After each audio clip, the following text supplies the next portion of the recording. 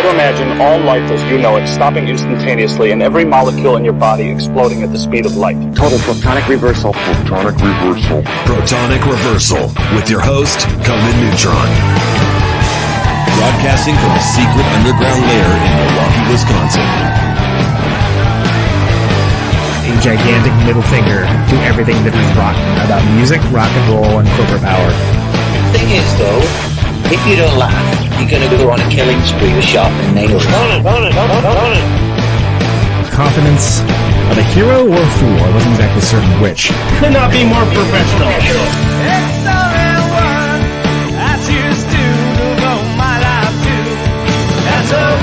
It means something. It means something.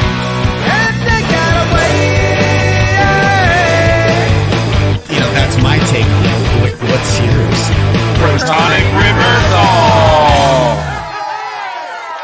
That's like a science thing, right? Indeed it is. It is a science thing. It's a science place. It is a scientific fact that we're all up in your face this time once again for the one, the only Protonic Reversal. Welcome to it. Special edition. Ripped from the headlines. Actually, it's right day. Must have been the right day. Must have been the wrong time. But of course, we do our best. The royal we I am now using to accommodate our guests from the United Kingdom. Yes, United. United is in the name. They have to be united, right? For the incredible USA Nails, who are embarking on a tour of the U.S. to Caterwaul. Have you heard of this Caterwaul, Paul? Yeah, it's great. And I just happen to be a band that, conflict of interest alert, I am playing with in New York City as part of the Caterwaul run shows. And a great band. I've been a fan for years. Have not seen them play. So I'm very excited to have them come over the pond to play, and excited to see them at Caterwaul and to play with them in New York. So we'll be up with Gareth in a second. First of all, welcome to Conan Neutron's Protonic Reversal. I am your host, Conan Neutron. I'm a rock and roll lifer that has been touring and recording for 23 years, most known for the band Conan Neutron and the Secret Friends. Music is a huge part of my life, and he's the format of this very long-running podcast to talk about music with musicians whose work I enjoy and respect, but who may not be household names. This is episode 334. This is your first time listening to the show. Archives of it are available for free. No ads, no sponsors, no kidding, at protonicreversal.com. However, if you want to support the show and get episodes sooner, $1 a month at patreon.com/protonicreversal will achieve that goal. If you like the show or even just a single episode, please feel free to like, subscribe on your platform of choice, share it around the internet, or even leave a review. All that helps people find the show. Beat back the almighty algorithmic overlords, and it's a darn nice thing to do. So there you go, got that out of the way. All right, so let's bring on Gareth. So excited to have this guy on. Gareth, welcome to the show, brother. Hey, how you doing? Thanks so much for doing it. It's a pleasure to have you. Cool. Well, thanks for having me. It's a pleasure. I was thinking the other day about how this is gonna be my first time seeing you, and I've listened to your band for a while, but you started. Like, did you hit the 10-year mark already? Yeah, kind of. I think, if you want to measure it from our very first rehearsal, then yeah, I guess it was about 2013. So, yeah, those 10 years have gone pretty fast. Yeah, absolutely. No, and the only reason I bring it up is because, it's a big wide world out there.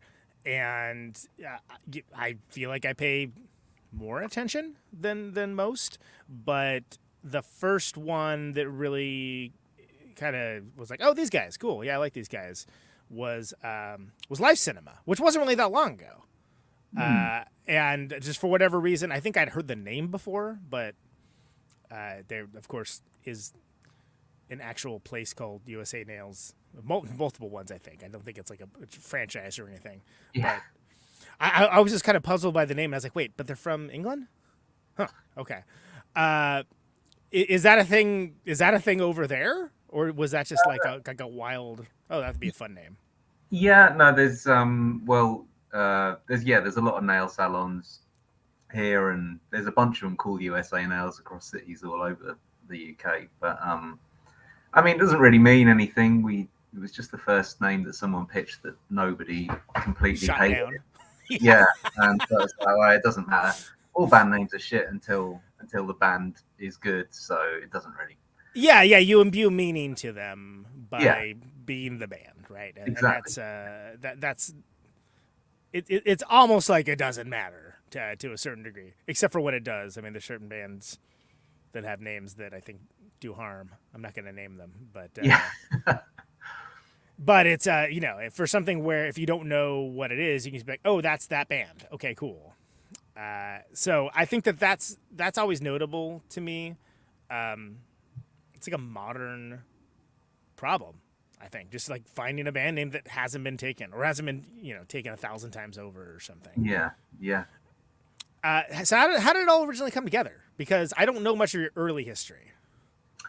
Well, I guess we've gone through a few sort of lineup changes. Yeah, it's been a few changes over the years. Yeah.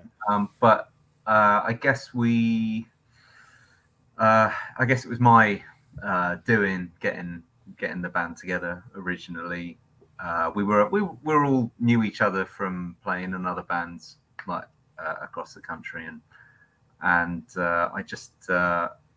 I've been playing drums in a band called Silent Front, who are sort of a angular kind of noise rock, hardcore. Maybe people say a bit like Dazzling Killman or Unsane, Sure. that sort of thing. But it's quite heavy and quite complicated in places. And I kind of wanted to do a band that I could drink a few beers before and still go on stage and it wouldn't matter, Sure. Stuff Yeah. kind of a bit easier and a bit more direct. And yeah, I just rounded up a few guys who I knew and who I thought would be into it, and friends of friends, and we kind of all got together in the room, and it kind of vibed, and that was it really. Yeah, and I like the longevity of the band, and here's why I say that, because there's definitely people, like I'm thinking of, I'm not gonna like name names necessarily, but there's some people where they seem to just drift from band to band every year. It's something different, and it's it's always consistently great, but it gets to the point of just being like you can't keep track of it. Mm-hmm. And I like that you've stuck with it through all the derivations and all the changes, and there's been a bit of an evolution of sound too. Like I think when I listen to songs like Temporary Home or something, like there's look, maturity may not be the right word, but it wouldn't necessarily have been the first thing I would have thought of from you guys from the early style. And you've kind of developed your own thing, which is what every band should if they're not aspiring to do.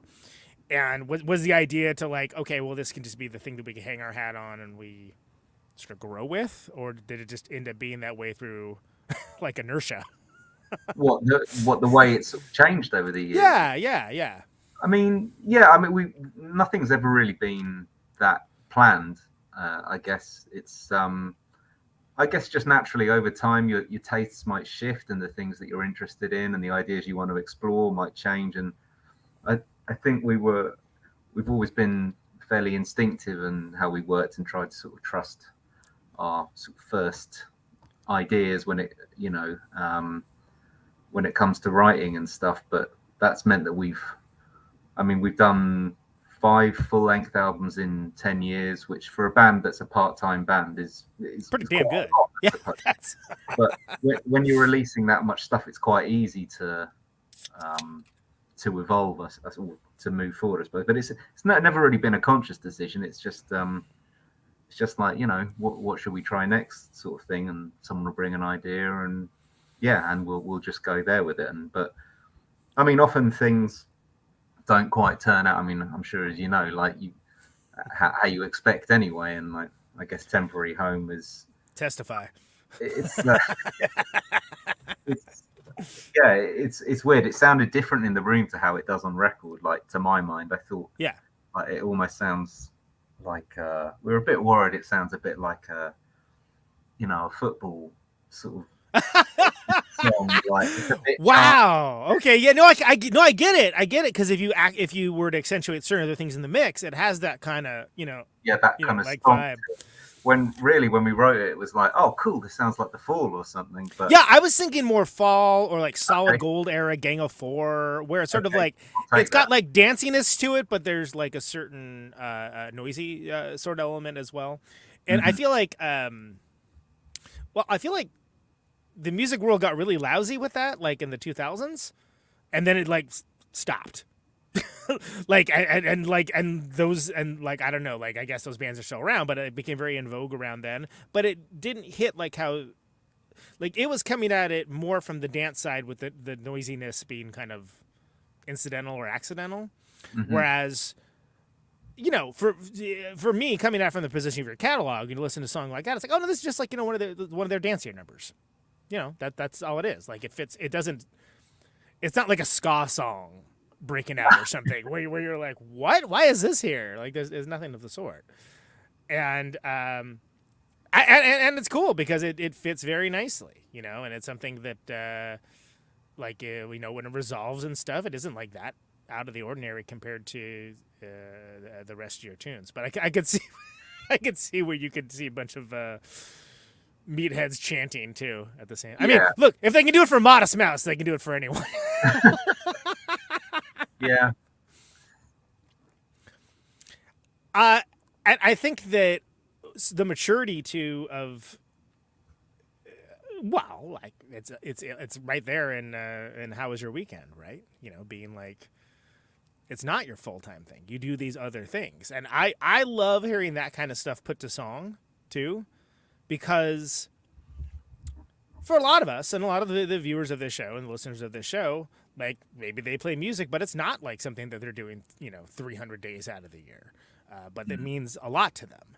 So to have that put into a song that in and of itself is like hooky and cool and interesting, but like has sort of like almost the internal monologue of what it's like to balance those two lives. Hard to do, and you don't hear it that much. And I don't know if people just feel self-conscious about it or what. But I love that there's that element of like humor isn't the correct term, but sanguine self-awareness. I'm not entirely certain how to phrase it, but I think it's very astute and very adept. Well, thanks. Humor's you talk about Scar and stuff. I suppose comedy in music is a dangerous thing to tread. Maybe you don't want to sort of run the risk of becoming like a novelty.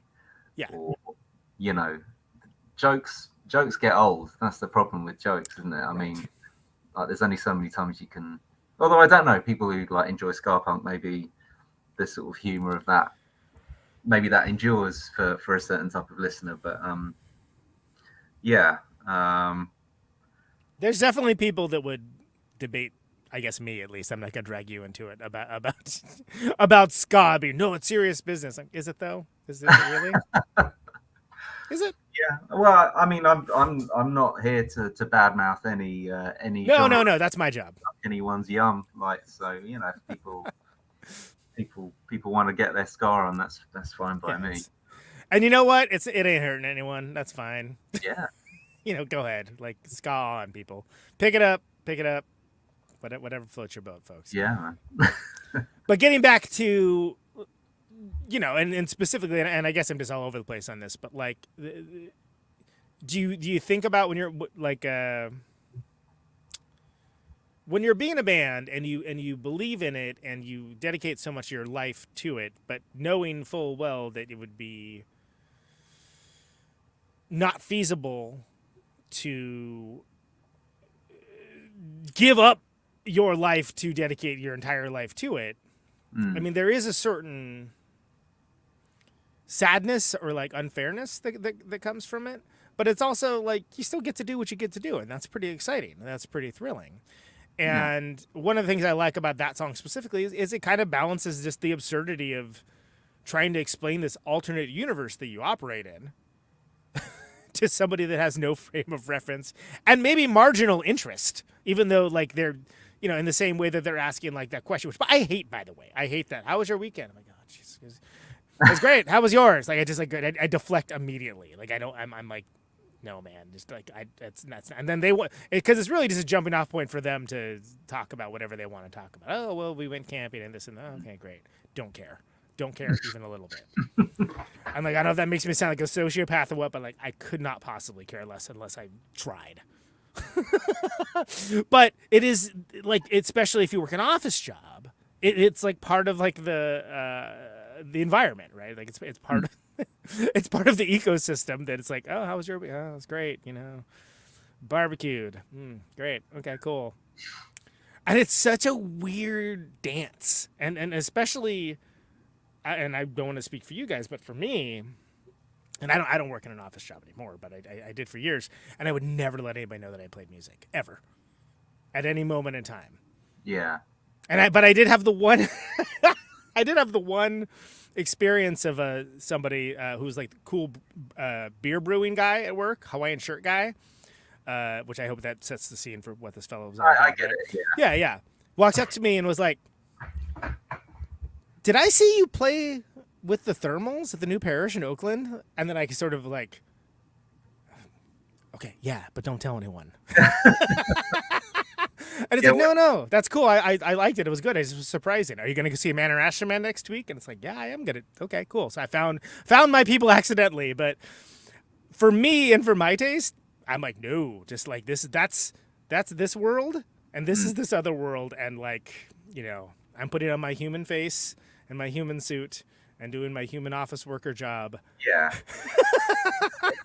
It's weird when you get those sort of different worlds colliding like that. Yeah. And I mean, I had a similar thing where I bumped into someone at a gig I was playing from my work, who was maybe about a gent in his 50s, I suppose. Sure. And didn't strike me as the kind of person that might have come to one of my shows, and I saw him at the gig, and I couldn't even recognize that it was him, because I was just not used to seeing him in a different environment outside of the office. But then, like, back at work, it was like, oh yeah, that was him, that was you.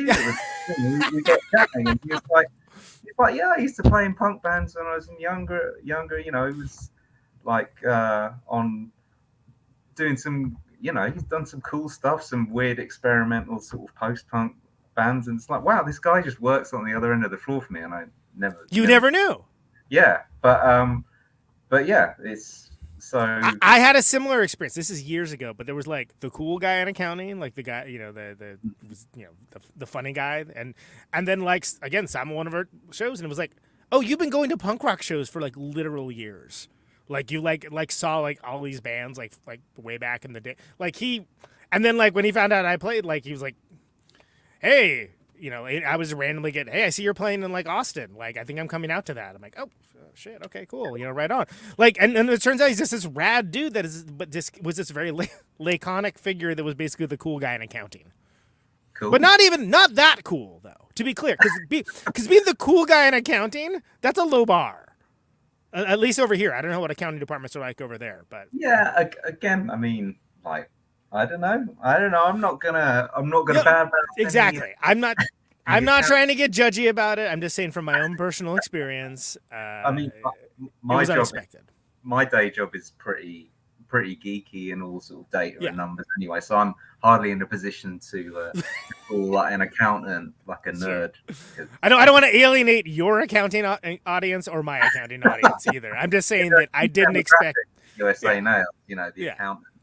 Sort of, all the ska fans are going to unsubscribe. All the accountants are going to unsubscribe.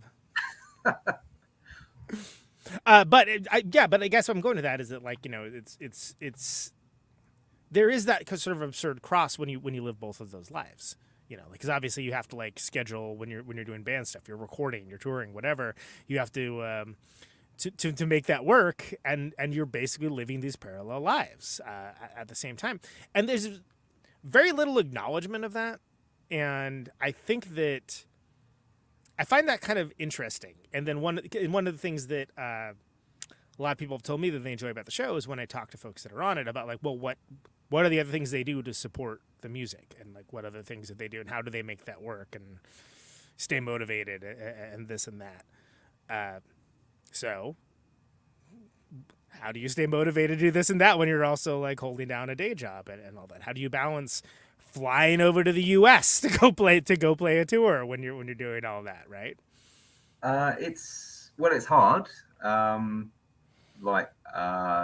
Fitting in a band around, a full-time job and other life commitments and stuff. But I guess it's, I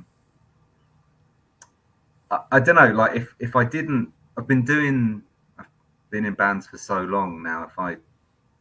If I stopped doing it, I'm not sure what I would do. I think I'd become quite tedious to be around. And so, because then you're the guy that used to be in a band, and that's even worse somehow. Yeah, just the guy with all the stories, and God, we get it. Led Zeppelin, that sort of. Yeah. Well, I saw, this one time we were. Yeah. Tell us another one. Not. Yeah. But and like while people still show an interest in what we do and still want to book us, I guess, and it's still sort of feasible for us to, it's I can't say no really. I wouldn't know what else to do. So it's kind of what it is. It's such a my identity is so wrapped up in doing it that. Well, it's important to you. You're making the time to do it. A friend of mine was characterizes it as, some people that are like his age golf. And they go to places to go golf, and that's their thing, and that's somehow never questioned. But he plays in bands, and he'll go and do these like mini tours and stuff, and that's the equivalent of like a golfing expedition. It's on expedition. What do you call it when you go? I don't care. They're not going to the deepest heart of the jungle to go putt. I don't think, but you know what I'm talking about. Whatever. Yeah, and in the same way that you might find it completely baffling that someone wants to fly to like go skiing or play golf like the other side of the world. It's like, why do you want to do that? I don't really. That sounds terrible. In the same way that they'd probably be like, why do you want to go and sleep in like on people's floors playing to like in bars like 12 people on a Tuesday in some town you've never been in? Believe me, there's been times when I've asked myself that question as well. Yeah, well, hey. But for real, yeah. that's a different internal dialogue, to be sure. Yeah, it's always enough to hook you back in. Otherwise, you wouldn't be here, I suppose. But it's just like, it seems like it has to be a choice, right? You have to make that time. You have to like, it has to be something that's important to you and sustainable. And you can't say yes to everything. Well, and the reason why I bring it up is because I think USA Nails is an interesting example of a band that I feel like you guys have just gotten better. And it's not that you were bad. It's just I feel like you've become a better and more interesting band. And from the outside perspective, it seems like the audience has grown in a lot of ways as well, but not in any meaningful ways that would like change lives. Like not that would be like, hey, we're a band now and that's what we do. No, not at all. That's not in any way, shape, or form. But there's a deep and meaningful connection to people who enjoy the music. And I think that's to a certain degree, for a lot of us, that's about as good as it gets. And but again, I'm coming at this from the outside perspective. Like please correct me if I'm wrong. If there's been some wave of teeny boppers in the malls with USA Nail shirts or something that I'm not aware of, but not quite. No. I think I've definitely noticed. I think it's like but the bands that I've been in, I remember 15, 20 years ago, all the T-shirts we'd sell were small size T-shirts. And I know skinny fit was kind of a bit more of a thing, like it was, 20 years ago. But now, I can't. Small T-shirts are nailed to the merch stand. Our fans are a bit more substantial and a bit older, and that's fine. I think it was characterized on Friendster as more to love. I think it was Friendster. Yeah. More to love. It's good. We need less people in a room to fill it up as well that way. That's fine. So, So the audience may seem like they're getting bigger, but it might just be the same amount. It might just be the actual physical size. Hey, you know what? I mean, I'm one to talk. Like I'm a solid 30 pounds heavier than I was like 15 years ago, and I'm back on the downswing on it. But it's man, you got to work 5 times as hard for like half the results as you get older. Yeah, I completely relate to that. It's just just does not. But there's something also to be said, and this is something that I've thought about a lot over the years. When you just have something where it's a band that you don't necessarily know exactly what to expect with it, but you know it's going to be, that'll be interesting. Cool. I'm interested to hear that. Like when you get to like that level of like people being engaged in that way. Now the problem, of course, is that these people are spread out all over the world. Like they're not all in the same room, except for sometimes they are, like in certain gatherings, like like Caterwaul and No Coast and things of that nature. And, those can be worthwhile endeavors big time for a band such as you guys, because you don't have to play 60 shows to play to like these people that are like really interested in what you're doing. You can route out and play the one, at least in theory, right? But it's still a choice, and it's still like there's still risk involved with all of it. And I think it's very easy when you're 22 to be like, yeah, let's go, let's do it. And then like maybe a little less easy as you get a little older and you have like responsibilities, you have people in your life, so on and so on. What's that balancing act look like for the USA Nails camp? Well, it's hard, and we do less than we used to. Especially, I mean, there was following the sort of main bit of COVID. It definitely felt like there was a bit of a change. I mean, it was a big chunk of time, wasn't it? But people started popping out kids, and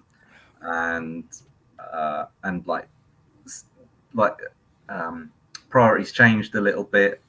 And so we sort of just have to change the way that we do things, change the way that we write, change the way that we sort of plan playing shows and stuff, and just sort of grow around the new circumstances that you have and just make it fit in somehow. And yeah, I mean, it's hard. It is hard, and there's a lot of things you have to say no to, like the kind of things like where you say, like if we were 22 and like being offered like some cool sort of support tour or something, like great, let's go. Would have bitten your hand off for, but it's just not possible now to do everything that we want to do. But I mean, on the flip side of that, when you have to pick and choose a bit more what you do, you kind of make it count a bit more. So it's still, it's not like it's less rewarding because we're not, because we're doing it in this way now. So it's still, still gets the dopamine pumping and stuff enough. Sure, of course, to make it feel worthwhile. Yeah. Well, and then it also just strikes me that you've done a really good job of doing that with your releases too. And I'm thinking back to I think it's your most recent one, right? Came out last year, the Psychic Graveyard split. Yeah. So cool, right? Yeah. I mean, it's Skin Graft. Yeah, I know, man. Right? It's I still sort of pinch myself about that. Yeah. I was on that Yahoo group. Gareth. I was on the Skin Graft Records Yahoo group in the 2000s. Right. Actually, I think it was an e-group first. It was before Yahoo bought them. Yeah, amazing. I mean, obviously Skin Graft, such a legendary label, and since I was ever aware of sort of noisy guitar bands, I was listening to bands on Skin Graft, and the idea that we've not only got a record out on Skin Graft, but it's a split with Psychic Graveyard. Yeah. Who are an amazing band, but also their lineage and their I don't know why they agreed to do it with us, to be honest. That's the kind of thing you don't question. You're just like, sure, let's do it. All right. Yeah, like I mean, I think like Eric originally sent us an email like years ago now, like pre-pandemic, and originally we were talking about maybe trying to do some shows together when they came over to Europe, and then COVID happened or something, or I suggested, hey, do you want to do a split, like on the off chance? And he was like, yeah, that'd be great. I was like, oh really? Oh okay. And it took so long to come to fruition. Just but yeah, it's I'm really amazed and psyched that we got to do that. Did you ever see Airborne Radar? No, I didn't. Yeah, unfortunately. But, I got to see him a few times, and my ex was like completely obsessed with them, like play the records constantly, which you would not expect because again, I mean, when she was like a rock and roll accountant, hilariously. Right. But yeah, like I know those records pretty much backwards and forwards, and I saw them a few times, and like they were always there was and I like the records, but there was something. There was something very special and off-putting about their live performance that it's somewhat ineffable, but it definitely was a situation where you're watching something special. You know what I mean? Like you have that. Sometimes you just know you're like, oh wow, this is cool. And I Chinese Stars is great. Doomsday Soon's great. Like all the other attendant. I've never had anybody from that world on this show. That's weird. I like that stuff a lot too. But yeah, I mean, like, but even though like those bands, and those bands in this case being USA Nails and Psychic Graveyard, don't sound alike, it made sense as a split. And when I say that, it's because it seemed like the not methodology, but like the mindset was similar-ish enough that it was like, oh, that's cool. Like I remember when I first heard it, I was like, oh, what a neat idea. It was like the first thing I heard of before I even heard it. When I just heard it was happening, I was like, that's cool. And I feel like for my taste, I don't see enough of that. Where it's sort of like when something like that happens, be careful with what I say. Sometimes it comes off a little safer, I think, than it has any right to.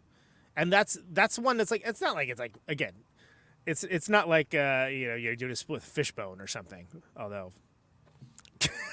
I don't know, maybe you should. I don't know, but like, but it made sense in a lot of ways, and it was like, oh, that's so cool. And I thought it was a very good representation for both bands as well. And knowing that you're coming from a perspective of, being a fan of all that early Skin Graft stuff, that has to be like a cool, cool situation. yeah, man. To say the least. Yeah, totally. Like, I still can't really. I mean, if I'd told my, my 25-year-old self that I'd have a record out on Skin Graft, like when I was what? Yeah. Like, no, that's not going to happen. Like, but yeah. So how did and that was all recorded post Character Stop, right? That was all.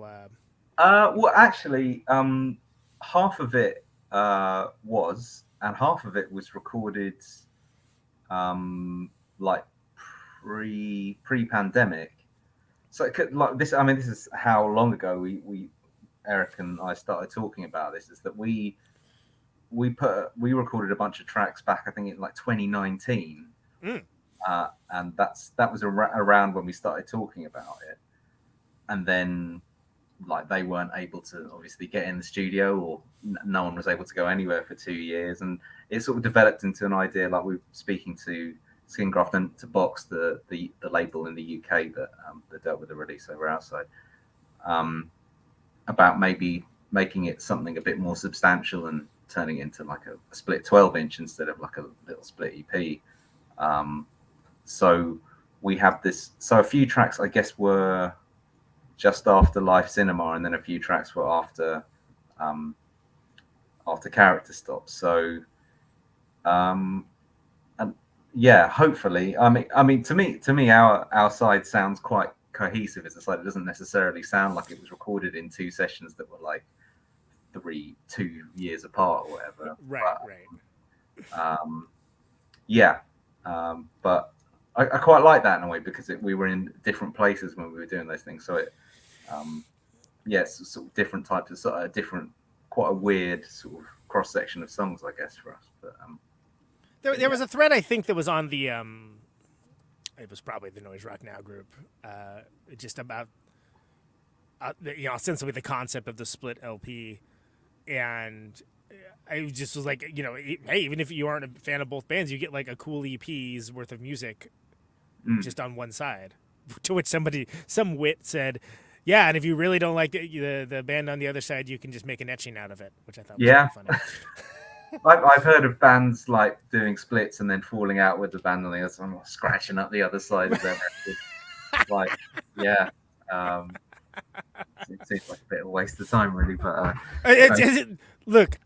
look, I yearn for the days of having like that be the thing that I was most passionate about. You know what I mean? Where it's like, wow, I really didn't have that many problems back then. The world wasn't as problematic then, where I was like that mad about music.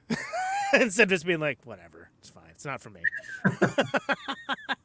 Not that I'm saying about your split. I'm just saying in general, like just like that sort of like, like people get up with their sword and shield about stuff all the time, and it's like, what is your life like? Like what? Why do you have this much time? And can you spend some for me? Thank you.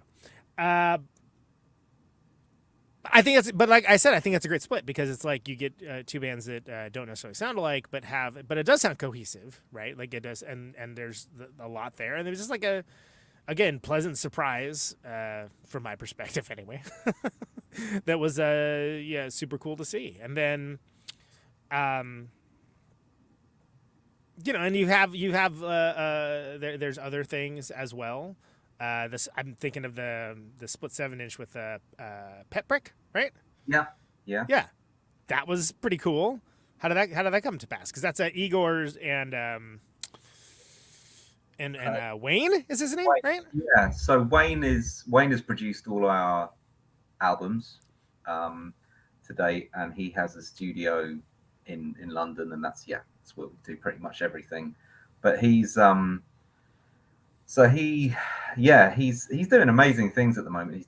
He's got so many projects on the go, but he I think he and Igor met. I mean, I didn't realize, like, Igor lives in London, and I didn't know that, but I don't know. I don't think a lot of people do, but it's quite.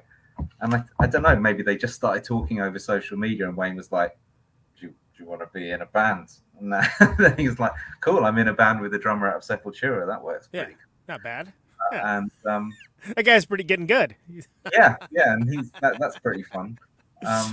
So I've been to see Pet Brick like play in, for example, in the Caterwaul Arms, which is like 150 cap venues in the back of a pub in East London, and getting to watch Igor Cavalera playing drums up close, and he's like, wow, he is an absolute fucking animal.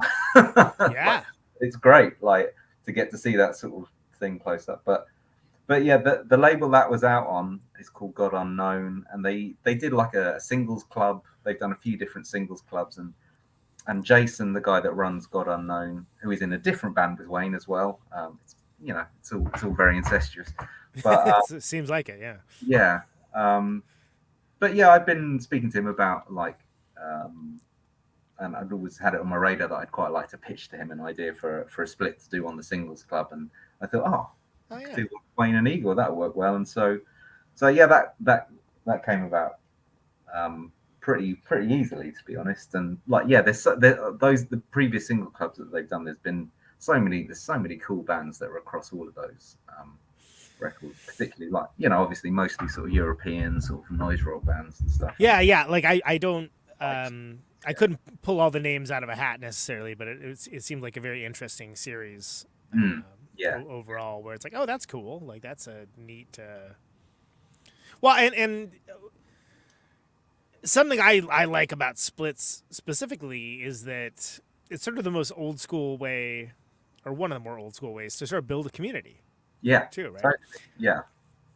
and you can, and people that are they're getting it for one of the bands can get turned on to, you know, another band that maybe they wouldn't have heard of before, and then they can dive into it. I mean, I did a there was a split single series that Conan, Neutron, the Secret Friends did, and that was like one of the most encouraging things, is be like, hey man, you know, I really love, you know, Cartographer, or you know, whatever, whoever it was like, oh, that's great, because it's like, that's, you're doing it right, like you're not just like I think the tacit understanding that like if these bands are doing a split together, there's some reason why you should care about the other band's music is you know, a decent thing. So again, from afar, it kind of seemed like that series kind of does that sort of writ large. Yeah. I mean, because it's almost like applying that principle to an entire suite of records as opposed to just a split as well. So, you know, you can subscribe. You don't know what you're going to get necessarily, but whatever it is probably going to be kind of cool. Yeah, and you know, interesting. Like God Unknown as a label, you can trust them to curate a really good selection of bands to go across. So yeah, like you say, you don't know what you're going to get, but you're pretty safe bet that it's going to be pretty good stuff. So yeah, absolutely. We're really glad to be part of that. You know, it's a cool thing and a cool release, and for whatever reason, I can never remember the name Pet Brick, but but I'm like, it's the guy, the guy from Sepultura is on it, and it's the other guy. Yeah, whatever. I'm one to. I've got a sentence long band name. I'm one to talk, you know, but I can't. A Pet Brick, I can't remember. You over the. So I remember it being kind of deep pandemic. For whatever that means, that you did a like that 4-song release of the demos for Live Cinema. Yeah. So we did those. We had those were in the vault, I guess. Those were just done on a 4-track at our lockup. As like you know, to sort of try out some of the songs for Live Cinema. And then we released it. Obviously Rainer from Learning Curve, who we worked with before, had that guy to pay. Him. Yeah.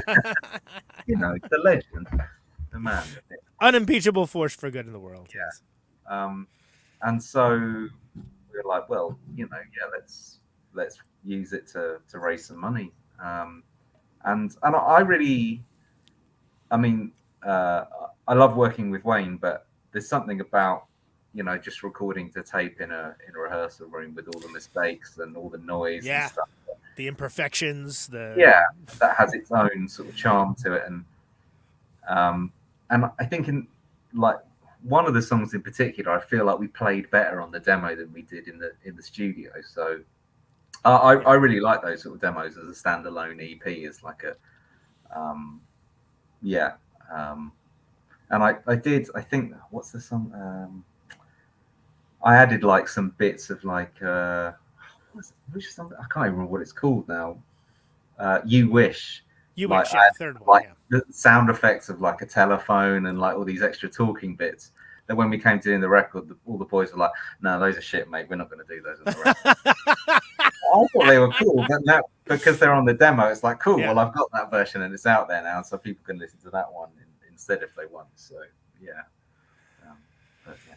Well, no, it's such a crazy time too, and it was, you know, it was so nice that, you know, when Rainer was having, you know, the medical stuff going on, that I should just ask you guys to be in the Caterwaul Society comp. I didn't think about it, unfortunately, but you know, there was a big outpouring, and like, you know, whatever, did it bring in like millions of dollars? No, but it's, you know, still like, it's how you let people know that you care, and you know, that we look out for each other in this strange little world of noisy music. Yeah, I thought it was cool, and also it's just cool to hear those songs. Like, oh, that is a different version of that. Like that sounds a little raw. It sounds a little crazier than like the one you know for the record. Yeah.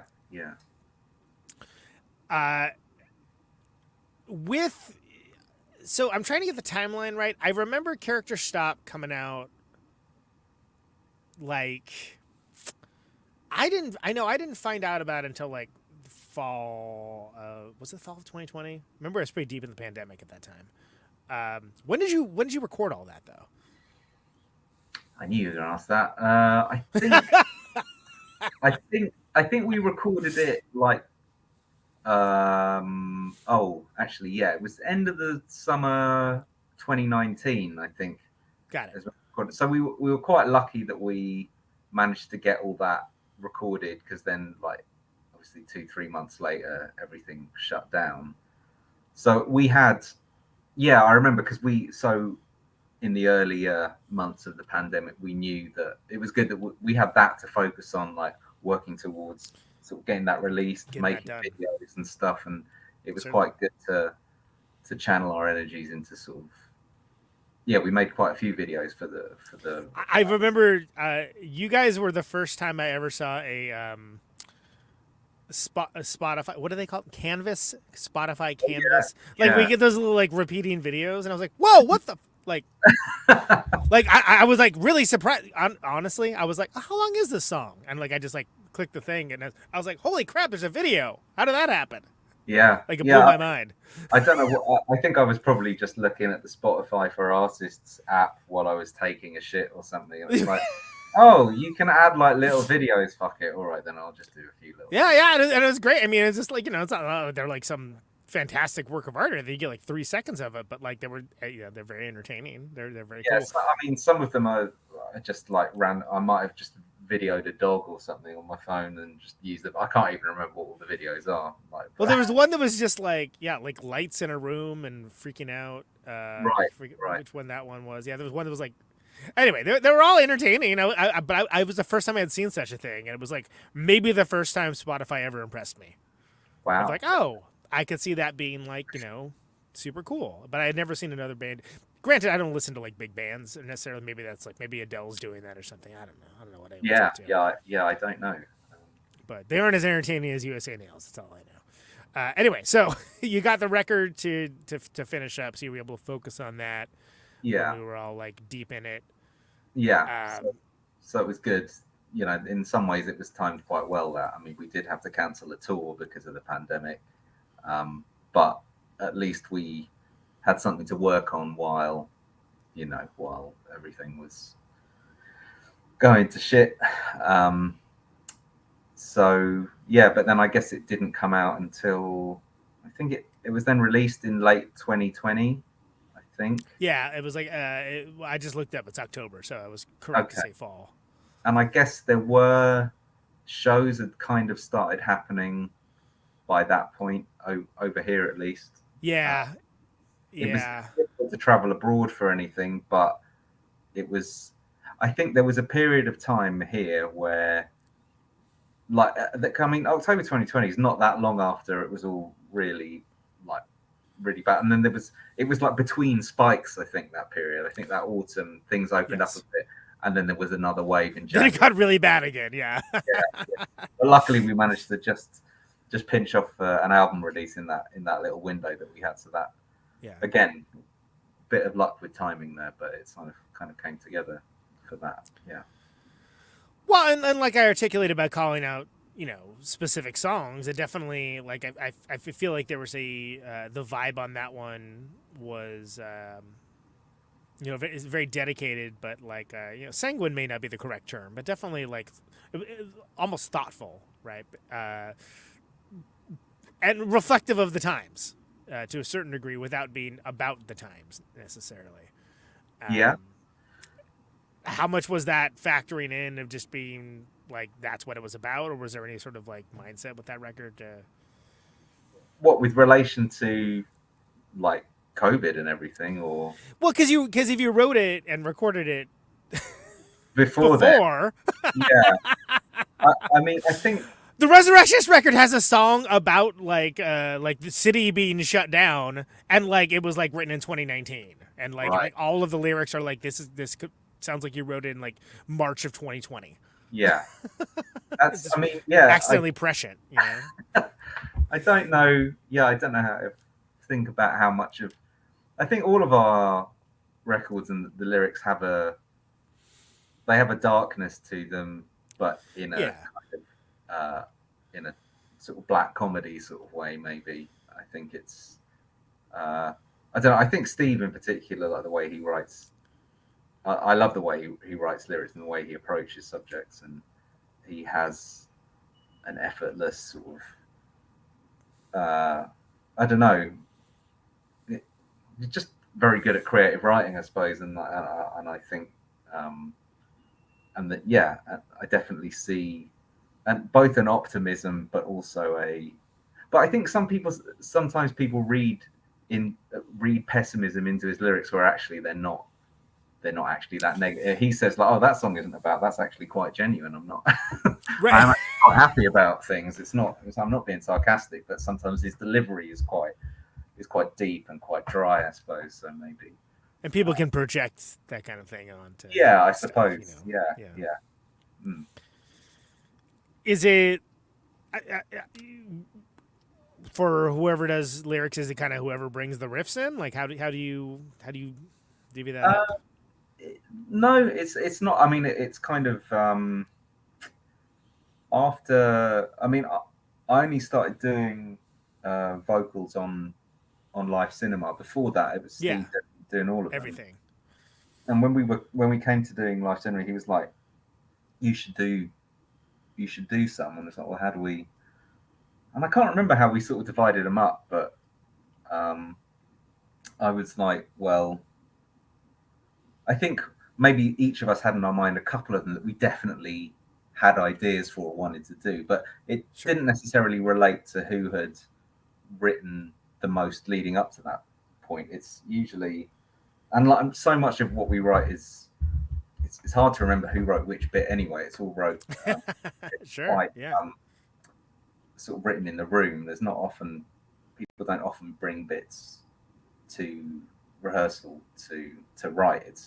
So it can be difficult to remember who, where the genesis of a particular song came from and who it came from.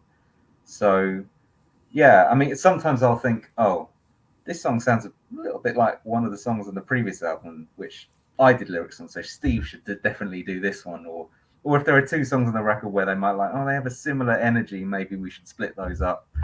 But aside from that, I mean, it doesn't really. Usually we've never fought over who's wanted to do, which on which song. So it's all kind of worked out all right so far. But maybe there are some arguments incoming. Who knows? Yeah, I see that now. Yeah, exactly. Yeah. Well, and like it's. You guys have different style, but it's not like not like Fugazi, where it's like, oh, that's a Guy song, that's an Ian song, where you can just immediately tell like within like a quarter of a second who's singing which one. Mm-hmm. Which is to say that like it's there's certainly differences that differences in the cadence and delivery and things along those lines, but it's not as the styles aren't. I'm thinking about like Blood Brothers, right? Those guys had different styles. Yeah. A little different. You could tell who was doing what, for sure. Yeah, there's no mistaking them for each other on that record, on their records. But I guess as we've written and we've grown together, like the way that we do things has sort of merged a little bit. And I've learned a lot about, or gained a lot of confidence from seeing the way Steve approaches things to give me sort of courage to do things in a way that I never maybe wouldn't have, and maybe that's resulted in something that's ended up a bit more cohesive, because it comes from a similar place maybe. But, yeah, absolutely. Do you feel like do you think you really got a chance to sort of, I mean, no one did really get a chance to give that record its due? Live support I'm talking about. Yeah, I mean it yes and no. I mean, we played it's a shame that we weren't able to do a proper, like a full tour to support it. But and it certainly really noticed the difference between having shows to sell records at and how much longer it takes to get rid of them, like when you're not doing like a proper tour. Yes. It's like, wow, oh, okay. Like it makes you realize, we really do sell quite a lot of records at shows. It is you really notice it when you're not doing it. Yeah. Yeah. So or so I hear. Yeah.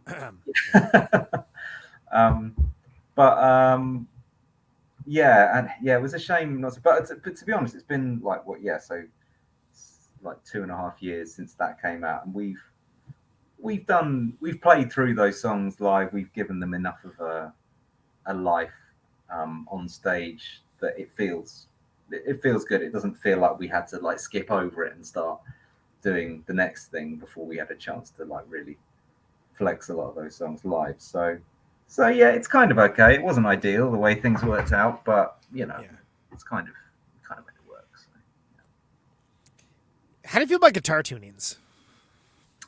Like as far as like with songwriting and whatnot. For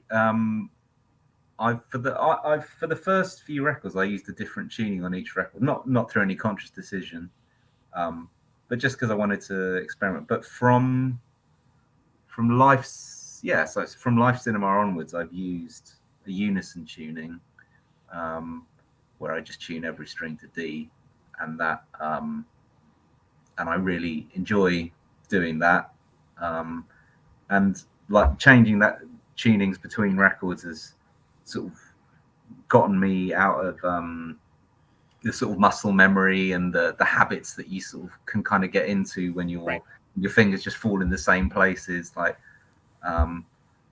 but between Live Cinema and Character Stop and the Split is the first time where I've kind of settled on something, and now I feel like I kind of want to stick with it now. I'm not sure. Like I thought I could go even more unison, and I bought a 12-string electric guitar. Oh, yeah, it's about as unison as it gets. Yeah. Yeah, and I was like, I'm going to tune all 12 strings to D and see how that sounds. But it was all didn't quite really.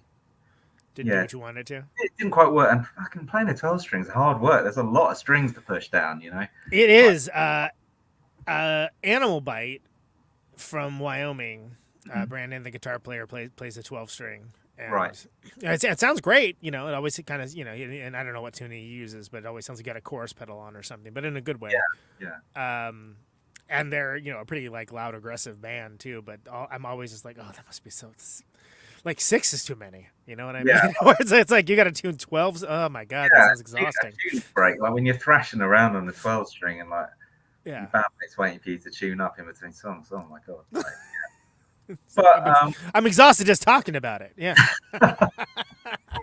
yeah, it's knackering, but yeah, the beauty of a unison tuning, like with each I've got 2 in each octave. It's like you can break strings and it doesn't really matter. Like, right, it's a little, yeah, it makes it a little less precious for your more physical playing. And although. Because most of the strings are tuned down, they're actually quite loose, and so there's not much tension, so they don't really break that much anyway. So anyway, but yeah, I don't know. I was thinking of maybe trying to use a more standard tuning the next time we record or the next time we write, or to mix it up a little bit more, just so I don't get too comfortable, and just to force me to think a little bit differently. And like I've been doing a bit of session guitar work, just some, like for shows and with a band, and that's completely standard tuning. And I realized I haven't played in a fully standard tuning on stage since I was like 14. Right? and it's almost like, whoa, what's going on? Wow, Yeah, like scales, notes, bar chords. This is, you're playing, you're like, this is. Standard tuning is pretty good, man. I mean, there's a reason it's standard, isn't there? Like, wow. It wasn't an arbitrary decision. Yeah, exactly. Sounds out of this. Who knew? Who would have guessed that standard tuning could yield it turns out you can do a lot with this tuning. Does anybody know about this tuning? Someone's onto something here. So, yeah, maybe it's time to hit the reset button and go all the way back to standard and see what happens. But Sure. Yeah. yeah, you never know. Next USNS album might all just be 12-bar blues. You know. Right. We'll see. Oh wow, there's a middle eight in this. Who knew? Yeah. Careful. Yeah. Yeah. I mean, like it's. There's no wrong way to do it for sure, but it's definitely I've had that same thing where you're like, oh wow, crazy, like like, and then you like do something like play like an AC/DC riff or something, and it's just like, oh yeah, no wonder they just have done this for 100,000 years, because this is like very comfortable. It's very easy just to like have everything be in the nuance or whatever, and there you go, and off you go. And the other way, of course, is Sonic Youth, where you have like just a truck full of guitars and different one for each song, and that's it. And like, I don't want to quite get into that. Yeah, peace and love, but no thank you. Yeah, I mean, great. If you have, if you got a team, a guitar team, sure, great. That sounds awesome. I remember like a few years before they sort of called it a day, or maybe it was quite a lot longer, but they had a truck full of their guitars stolen, and I think they'd modded, because they modded all their crap, and there was just songs that they couldn't play anymore because they didn't. Gareth, let me tell you, I saw the show right before that happened. Oh no way! Like the night before it happened. So like I apparently saw like the last show that they played like a lot of those songs on, and they like had to sort of rejigger like everything that they did basically. Yeah.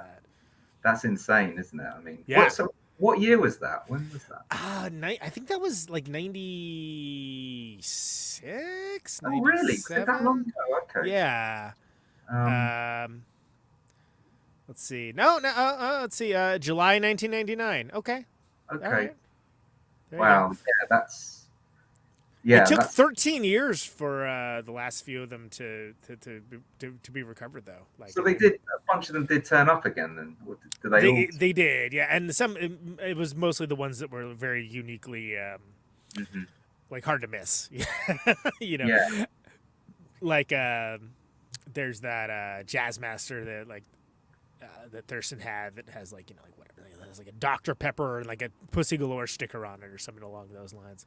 Or you've got to say, I mean, nicking that sort of stuff, it's going to be, if you're the thief that's taking that stuff, it's going to be pretty hard to get rid of a lot of that.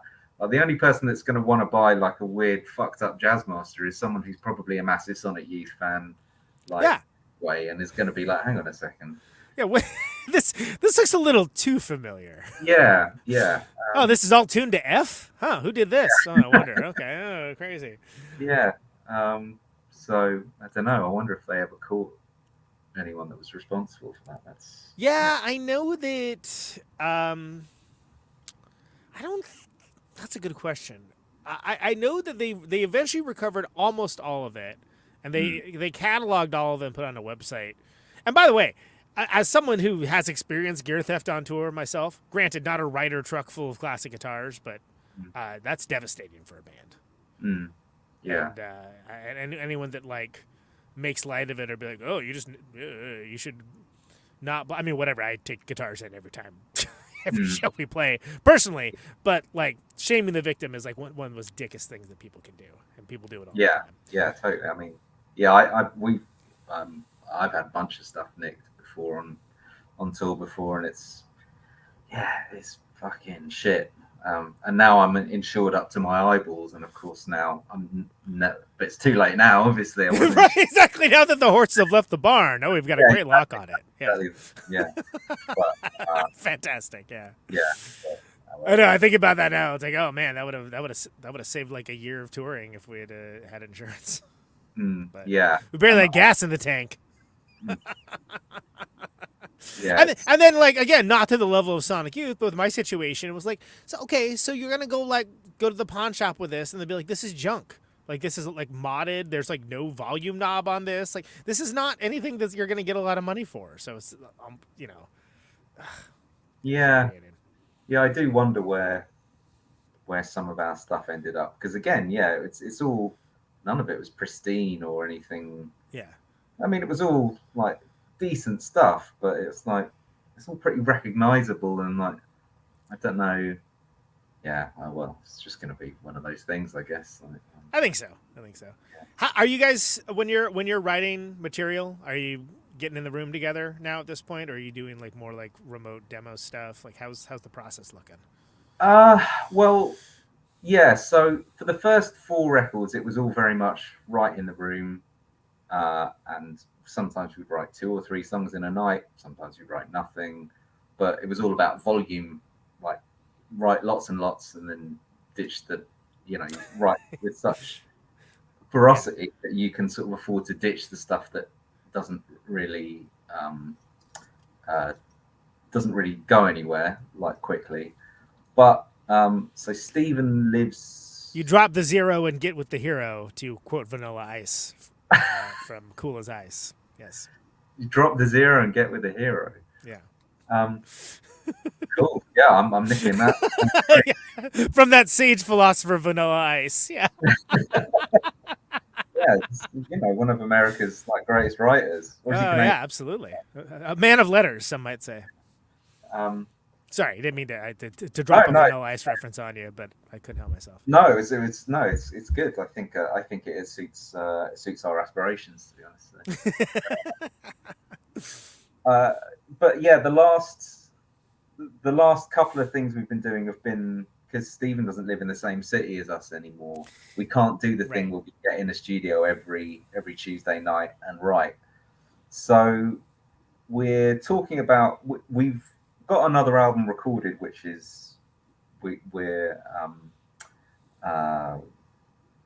we wrote, I guess, over the last sort of couple of years, and that was done a bit more remote, and it was a bit more. We had half songs from when Stephen was living in London, and we sort of finished them off with that. But it was quite strange. So we were mostly writing as a 3, and then Stephen adding on top of that, as opposed to having sort of input from the ground level. Although on some bits, like he started a demo and then we would take it, but it was all kind of mixed up. But I think we've decided we'd quite like to try for the next thing that we record, which again won't be released for many, because we've still got a record that's yet to be released. So this of course, a long way away. We probably won't be looking to record until next year now. But we'd quite like to try going to like a residential studio for a few days, and like writing in the room, just being in the same place and doing it all there. It's like how they used to do albums in the 70s. Like you kind of go in with very little, and you kind of write in the studio, and you write to the studio. Can I tell you this? I've done it exactly one time. Yeah. And it was amazing. It was one of the coolest experiences I've ever had. But harrowing at first, because you're sitting around the table staring at each other and be like, well, I guess we should probably write something, huh? Yeah. And then once you get going, great. And utterly unique to every experience I've ever had. But it's if you're willing to if everyone's willing to take on the stress of that, and to know that, and to release that, and just be like, look, whatever we do is going to be fine. It's going to be good. Cool experience. I recommend it. I think, especially for a seasoned musician. I don't know if I would say hey, if you're 17 years old, go do this, but unless it was a very talented 17-year-old. But in fact, I think I did try and do that when I was about 18. A few of us went to someone's aunt or uncle had a house out in the middle of nowhere, and they were going on a holiday. And in the summer holidays, we went down there with a bunch of equipment, with the idea that we'd write a whole bunch of stuff or play a whole bunch of stuff. We set up all the equipment, and then we just got high for a week. There's also that too. It also depends on the attitude of everybody coming into. If you're coming into work, it's great. If you're coming into party, it was because it was our holiday too, and so But I don't drink. I don't do drugs anymore, at all. So. And when you're paying for studio time as well, and you're there to work. What I'm saying I've talked to, I've had producers and engineers on the show a lot too. That whether they play music themselves or not, I've heard. gotta be careful. I've heard people tell about, some artists just coming in and literally just bringing in an entourage and like, having a party, but like on the studio's time and like not even like caring. Like maybe they'll like record like 2 minutes of music and then like, the party goes somewhere else and the next day is the same. And just how irritating it was for the engineer, where it's like they're there to like do a job and yeah. What are you gonna do? And I'm not saying that that's like the rule, not the exception or anything, but it's still. I mean, to me, and I think when you're coming from a position in the place of the world like we are, it just seems mad disrespectful, and like a waste of money. Yeah. I mean, if you not to put too fine a point on it, but I mean, Jesus Christ, if you've got a budget that allows you to do that, then. Wow. I guess if you're looking at like it's not my money, I don't care. Then like, all right, fine. But I also, I think when you're the type of musician that it means that much to you, though, you're going to want that to use that opportunity. Absolutely. Like, and I think it's. I wouldn't try and do it with every project that I've ever been involved with, but I think with Nails, I think we're a band that could. Because of the way that we've written before, writing fast and stuff, I think it's I think we could have a good go at making it work, and we'll try and do a few days, and maybe if we end up coming out with nothing, then But I think I'm feeling pretty good about it. I think because this will be that would be album. Well, you already have this other album recorded too. So what would that be? 7? So so the next thing we record would be for album 7. So great, yeah. So that's shake it up, Yeah. So why not? Yeah, I mean, there's only so many times you can do things the same way, and so. And there's something to be said for. I'm a big fan of like the destination location studio too, where you're going to a place that is not everybody's home. And like you're there. There's something that changes the mindset of everybody involved. To be like, okay, well, we're here. Guess we better do something. And I've never recorded like that before. So, I'd be excited to try it. And it's a bit of an adventure as well, isn't it? Absolutely, and you get to, the pleasure of finding things out. You get to find out. All right, what's this going to sound like? I guess let's find out together. And it's like, and that's not to say that like there aren't records that I love that, that have been like labored on for years, and I call it Steely Dannying them. Where you just go over every like little thing. And it's like, all right, well, sometimes that's good, and there's no wrong way to do it. I guess it depends on how it turns out, but. There's something to be said for shaking things up. Especially in your situation now, where one of the members is not geographically an easy area to like play with regularly. Yeah. So. Yeah, and like I mean, I've been in bands and recording sessions where it has been about like the fine details, and you agonize over every little bit of it. But it's going to be cool to try something. I mean. Nails was the sort of first band I did where it wasn't so much about the fine details, and it was the energy of it and everything was kind of quite important, and not necessarily playing all the notes.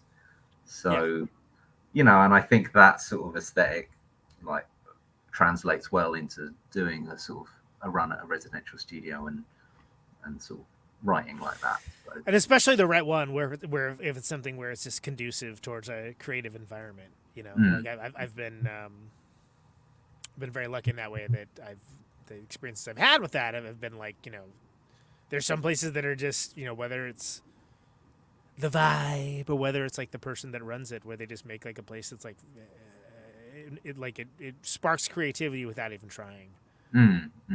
Yeah. Or that's the hope, anyway. We'll see. Maybe we'll just end up getting high for 3 days. And...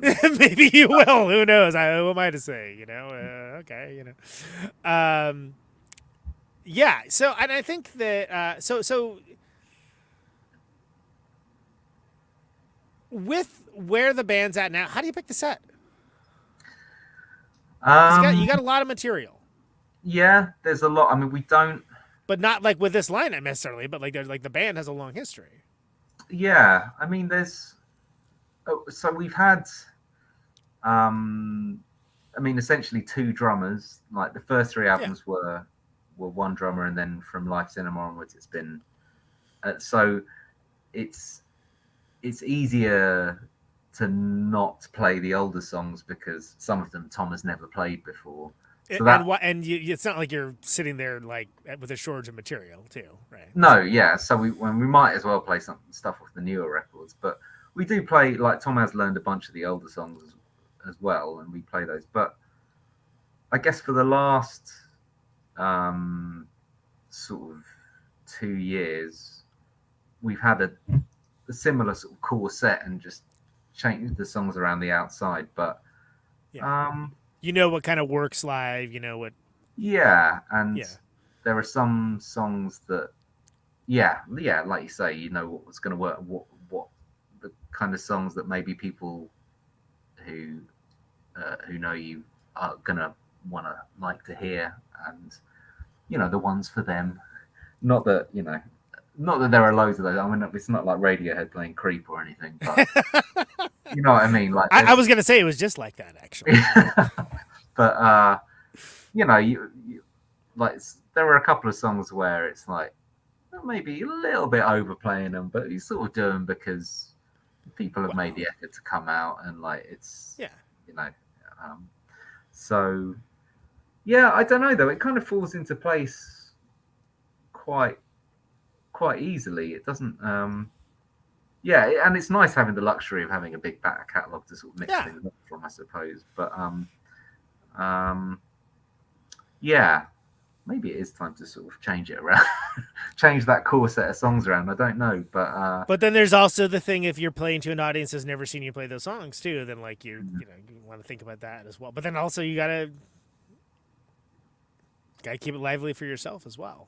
Yeah, so that's hitting that balance between making sure that there's enough in it to keep it feeling immediate and sort of exciting for you, but at the same time, I mean, there's, if you've ever seen, like, when you go and see a band who have just released a new album and they don't want to play any of the songs off the old record and they're only playing the new songs, you're like, yeah, the new record's good, but I kind of came because I wanted to hear some of the classic hits as well, and I don't really know any of these new songs yet. And while I'm sure they'll become favorites of mine eventually, it's like, give me something. Come on, give me something. Like, right. So, I've been on that side of that so many times that I always think about that when making set lists for tour. I'm like, well, because there's always the one person that's like, I've been listening to you for 8 years and I've never seen you play. Like, oh, okay, all right. But then also you got to keep it interesting for yourself too. But again, I do know what you're talking about. Like there are certain bands that like, well, Wire would do that, right? Where they just sort of like, oh no, we're playing these songs now. Nothing else exists other than these songs. Okay, well, they're good. I like it, but but you miss certain songs, don't you? So and then you're like, God, I really would like to hear Dot Dash or like what, like whatever it is, and it's an aesthetic, and I think that's first of all a good problem to have. A good problem to have as a band is, we have too many good songs to play. When you're starting out, you struggle for one. We just would like to have a good song to play. Would be good. Can we do that? Yeah, that'd be great. But when you're like, there's too many to choose from. Like, what era do we pick from? Do we, can we invigorate new life into the song we've played for forever? Something along those lines. Good problems to have. Yeah, I see. Yeah. Anything? So, all right. So, again, we've mentioned full disclosure alert. You're doing a tour out to Caterwaul, which is very exciting. Yeah, really excited about that. Yeah, that's with the incredible Adira Horse, fantastic folks, fantastic live band. Yeah, I'm really excited to be hanging out with them as well. That's going to be fun. Yep, and there's a bunch of rad stuff happening. I would be shocked if someone is listening to the show and was unfamiliar with Caterwaul, but let's just say that it's a 4-day music festival in Minneapolis, Minnesota, at the end of May. and it's going to be a pretty good time, and I'm a little biased. So anything else on the USA Nails horizon coming up? We've got when we come back from the States, we've got a few sort of a couple of European festivals to do, which will be exciting. But then mainly, what I guess we'll be sort of building focus towards releasing the next thing, and sort of which has already been on deck, right? For a yeah, while, it's all recorded, it's all ready to go. It's all just the admin that needs sorting out, and so that's the next big thing after the next run of shows. So and I mean, I'd say it anyway, but I think it's the best record that we've ever done, so I'm excited to get it out there. But it always feels like it's the longest part of the journey between recording and actually getting out there. It's like 100% of the time, it's just like that tortuous wait where you're just like, well, I'm pretty sure we invented this thing called music, and I can't wait for you to hear it 1,000 years from now. That's what it feels like, you know. But so it's coming. It's coming. Yeah. So. Good. Well, I feel like you guys are in a certain echelon of bands of just everything just seems to get better and better for my personal taste anyway. Well, which, by the way, that's not a recipe for success catering to me, just so you know. Well, no, I'm going to take it, mate. Sorry. Yeah, but you should take the compliment for sure. But just FYI, like you might want to change it up. Throw some ska songs in the mix, maybe. Yeah, maybe that's next. Maybe that's next. Yeah. Maybe. So last thing, and this is the only canned question I ever ask. You can choose to interpret it however you like. But why do you do what you do? Because I don't know how to do anything else. I think it's probably, and I'm too old to get a new hobby. Is mainly what it is. I'm too. When you're a kid, you could golf. Have you considered golfing? You're rubbish at golf. You're rubbish. Like, when you're a kid and you learn something new and you've got patience for it when you're young because everything is new to you. Yeah. But when you're an adult and you're kind of good at some things and then you try and do something else new, it's just frustrating because it takes time, and I'm just too lazy to learn anything new. So I'm just going to keep doing this until people stop booking us or we'll see. Well, I'm glad that you do, and I'm excited to see you do it very soon. In fact, can't wait. Soon. So I'll throw all your tour dates in the show notes and everything, and looking forward to seeing you, sir. Great, yeah, we can't wait. All right, take care, brother. All right, nice one. There he goes, Gareth Thomas, USA Nails. What a cool guy. Let's play it out with, I think we talked about it for like 5 minutes. We'll do, how was your weekend? Okay, so this is off Character Stop, and I don't have this plugged in, do I? This is where it shows.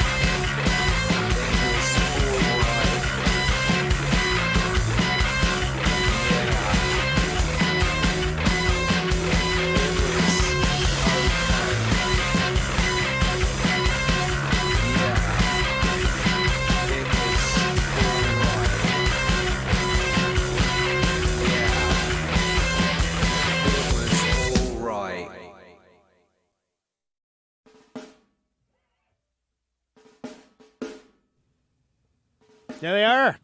USA Nails. How was your weekend after Character Stop? Hope you enjoyed that. Lovely little talk with Gareth Thomas of USA Nails. Again, they're playing Caterwaul. They're doing a Caterwaul run of shows. Going out to it. Through all that in the show notes. I suggest you see them. So the name of the show is Conan Neutron's Protonic Reversal. Thank you ever so much for listening to it. You can find this show Thursdays, 8 Eastern, 7 Central, 6 Mountain, 5 Pacific. And pretty late in the UK, actually. Streaming on Twitch and YouTube. Live. Archives always available at ProtonicReversal.com. Always free, no ads, no sponsors, no kidding. But if you like the show and want to get episodes sooner, patreon.com/ProtonicReversal. $1 a month will easily achieve that goal. Plus, you help support the show, which is always appreciated. Mr. and Mrs. America, and all the ships at sea. And remember, Anyone if you the sound of my voice. like the show or even it's a single episode, please feel free to subscribe on your platform of choice, share it around the internet, even leave a review. All that helps people discover the show, beat back the almighty algorithm. Yeah, it's just a darn nice thing to do. Shows on Instagram, Facebook, Twitter, all that good stuff. There's going to be a bunch more Caterwaul episodes coming up. I think we got Meg from Totemoshi coming up next. Sound into So there you go. electricity. Caterwaul.org, people. Stay safe out Can there. you hear me now? Out Check on Route 128, you're dark and lonely. You got my radio on. Can you hear me now? Can you hear me now?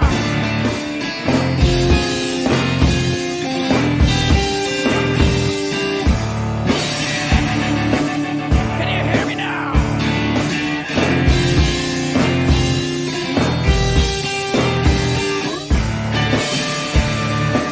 Can you hear me now? Be in the radio.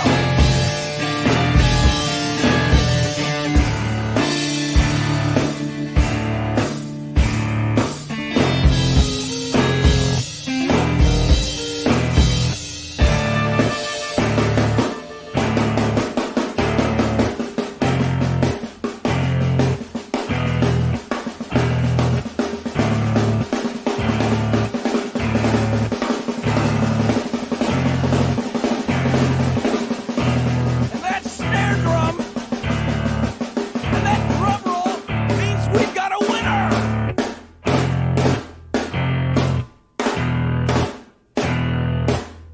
If you're the fifth caller, or any caller at all,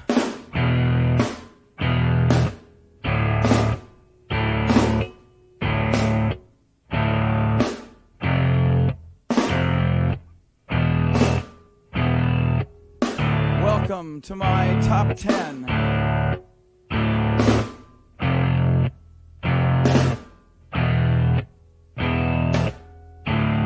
I'd like to thank our sponsor. But we haven't got a sponsor.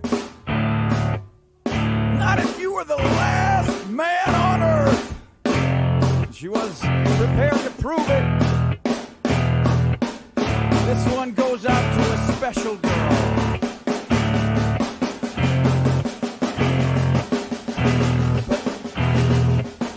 There is no special girl!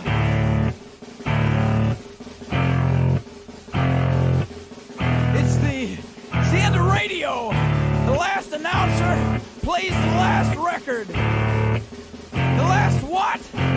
Leaves the transmitter. Circles the globe in search of a listener. Can you hear me now? Can you hear me now?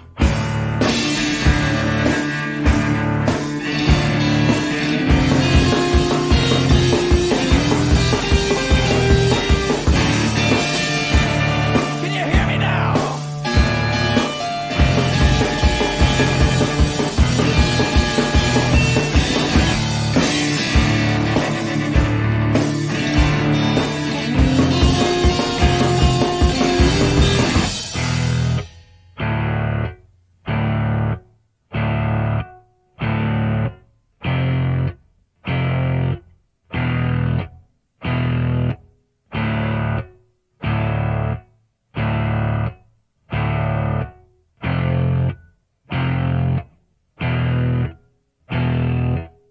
Is it really broadcasting if there's no one there to receive? It's